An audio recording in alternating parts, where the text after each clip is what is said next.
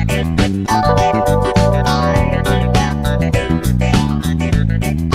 semuanya, balik lagi di podcast kita bersama gue Hanif. Dan aku Adit. Akhirnya sempat juga ya kita buat rekaman di tengah hidup kita sebagai mahasiswa pertanian yang isinya praktikum lagi, laporan, revisi, habis itu praktikum lagi. Betul sih, kadang gue ngerasa kita lebih sering ketemu tanaman sih daripada ketemu manusia. Tidur tuh bonus buat kita.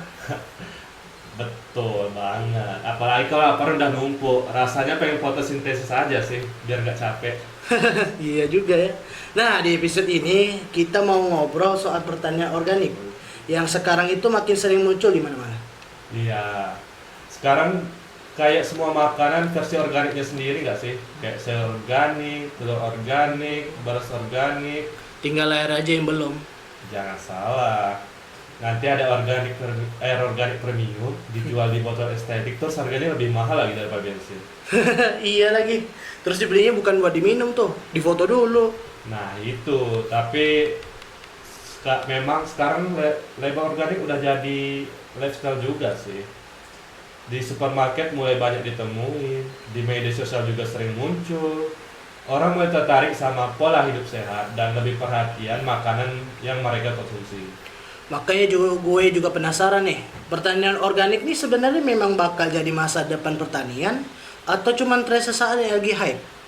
Kalau menurut gue sih bukan sekedar tren ya.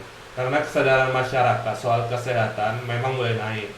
Sekarang orang lebih sering bahas soal residu pestisida, bahan kimia, pola hidup sehat, dan semacamnya.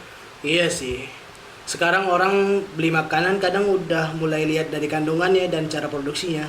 Tapi kalau ngomongin realita masyarakat Indonesia secara umum, menurut gue yang dipikirin tetap harga.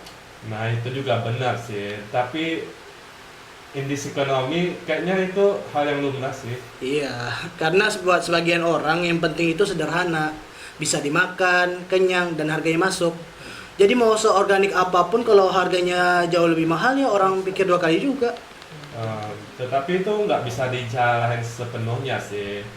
Apalagi itu bukan muncul tanpa alasan. Karena sistem pertanian organik itu memang lebih ribet dibanding pertanian biasa. Maksudnya ribet tuh gimana?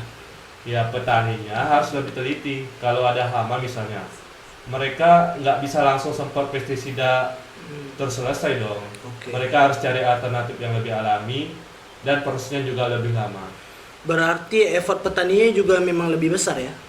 Betul. Belum lagi risiko gagal panennya juga lebih tinggi. Jadi sebenarnya produk organik itu bukan asal mahal aja. Nah, itu yang kadang nggak dilihat konsumen. Banyak orang lihat hasilnya, begitu lihat label organik terus harganya mahal langsung mikir, ih mahal banget. Padahal proses di belakangnya juga agak gampang. Tapi jujur ya, kadang gue ngerasa ada yang orang beli produk organik cuman ikut tren doang. Itu udah pasti nggak sih? Apalagi warga Indonesia terkenal karena FOMO nggak sih? Yoi, karena sekarang hidup sehat itu bukan bagian dari lifestyle aja. Upload salad di Instagram, captionnya healthy living. Padahal malamnya makan sempat level 10 nggak sih? Itu dia. Tapi menurut gue walaupun awalnya ikut tren, itu nggak sepenuhnya buruk juga. Kenapa tuh? Karena minimal orang jadi mulai peduli semua apa yang mereka makan. Dulu mungkin orang makan asal kenyang aja. Sekarang udah mulai lihat kandung makanan, proses produksinya, hingga cara budidayanya. Iya juga sih. Jadi walaupun awalnya cuma ikut-ikutan, lama-lama juga jadi kebiasaan yang baik ya. Nah itu, media sosial juga punya pengaruh besar menurut gue. Karena informasi soal kesehatan sekarang gampang banget ditemuin. Iya sih. Sekarang orang jadi lebih sadar kalau pertanian itu bukan soal hasil panen yang banyak, tapi juga soal kualitas makanan dan dampaknya ke lingkungan. Betul. Makanya sekarang mulai banyak juga orang yang ngomong soal pertanian berkelanjutan. Tapi kalau dari sisi pertanian sendiri, sistem organik juga punya tantangan yang besar juga nggak sih? Karena kebutuhan pangan Indonesia tinggi banget, sedangkan produksi organik kadang belum sebanyak pertanian konvensional. Nah, itu yang masih jadi tantangan terbesarnya saat ini. Makanya gue masih ragu kalau semuanya harus full organik. Kalau full organik memang sulit diterapin sekarang karena pertanian konvensional sampai hari ini masih punya peran besar buat memenuhi kebutuhan pangan masyarakat. Apalagi kita ketahui lah kalau masyarakat Indonesia itu jumlahnya banyak sekali kan. Iya juga sih. Jadi menurut lo yang realistis gimana? Menurut gue bukan langsung menghilangkan semua bahan kimia, tapi mulai mengurangi penggunaan secara berlebihan. Jadi tetap ada keseimbangan antara produksi dan kesehatan lingkungan. Karena kalau penggunaan pupuk dan pestisida kimia terus berlebihan, dampaknya juga panjang ya. Betul, bisa berdampak ke kondisi tanah, lingkungan, bahkan kualitas hasil panennya juga. Oh iya, dan sekarang image pertanian juga mulai berubah sih menurut gue. Iya, dulu orang dengar kata pertanian langsung kebayang sawah, lumpur, panas-panasan, sampai kulit yang gelap. Oh itu iya sih.